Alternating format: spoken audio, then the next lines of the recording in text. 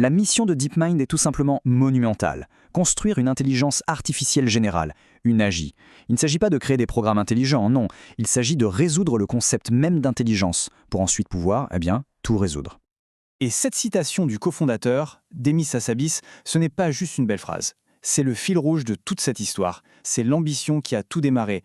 Un rêve tellement grand qu'il en paraissait presque impossible. Alors, tout commence ici.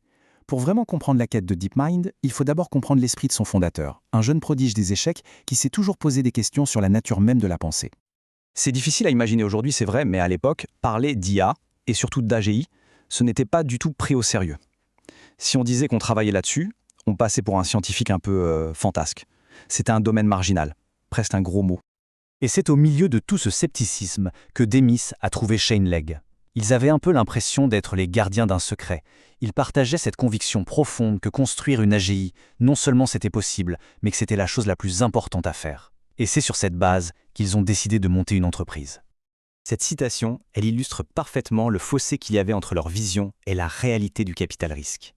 Ils ne vendaient pas une appli ou un gadget. Non, ils proposaient de résoudre l'intelligence. Pour la plupart des investisseurs, c'était un peu comme acheter un ticket de loto. Passons maintenant à la manière dont ils ont commencé à transformer cette ambition un peu folle en une réalité tangible. Il leur fallait une méthode et un terrain de jeu pour la mettre à l'épreuve. Le concept clé, c'était l'apprentissage par renforcement. Imaginez un peu, un agent, le RIA, qui est parachuté dans un monde qu'il ne connaît pas.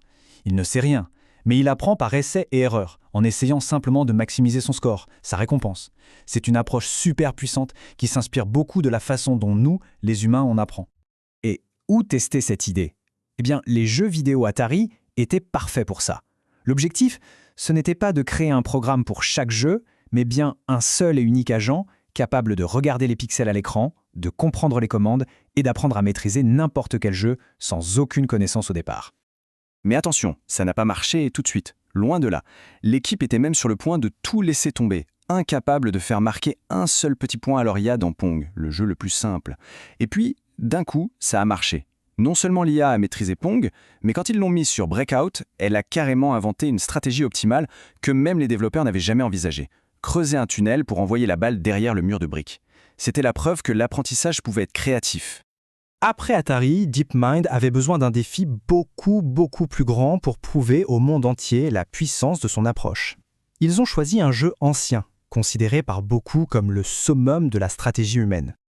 Le Go, ce n'est pas comme les échecs. Sa complexité donne le vertige. Pendant des décennies, on pensait qu'un ordinateur ne pourrait jamais battre les meilleurs joueurs humains. Pourquoi ?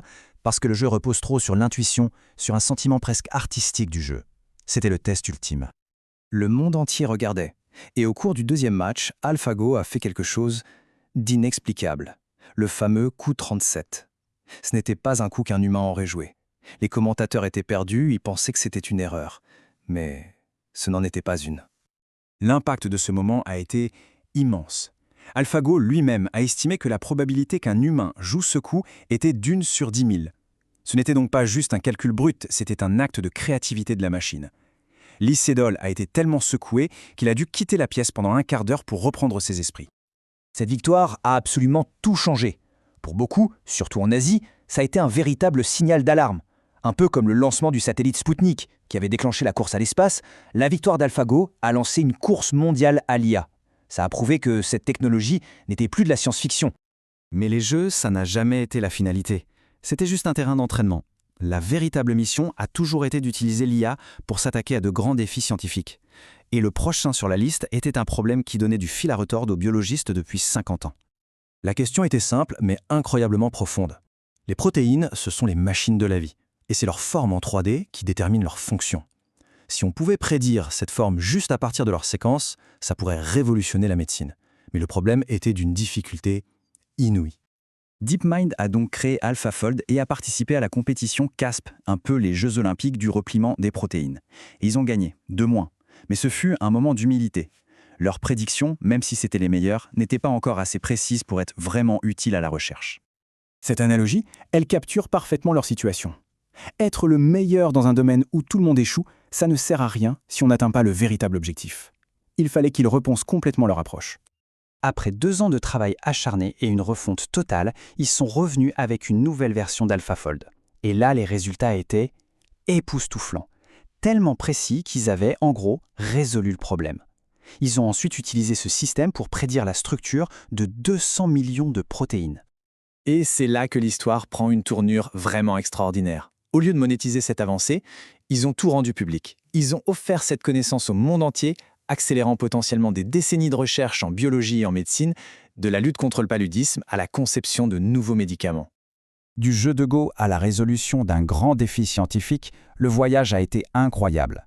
Mais l'objectif final, lui, reste le même. Cette citation, elle nous rappelle l'enjeu ultime. Pour les fondateurs de DeepMind, l'AGI n'est pas juste une technologie de plus, c'est un événement qui pourrait être aussi transformateur que l'invention du feu ou de l'électricité, une véritable charnière dans l'histoire de notre civilisation. La quête a commencé en étudiant l'esprit humain à travers un jeu, les échecs. Elle a continué en créant des esprits artificiels pour maîtriser nos jeux les plus complexes, puis pour résoudre nos problèmes scientifiques. La question qui se pose maintenant, c'est de savoir ce qui va se passer lorsque ces systèmes que nous construisons deviendront capables de réfléchir à des problèmes que nous ne pouvons même pas encore formuler.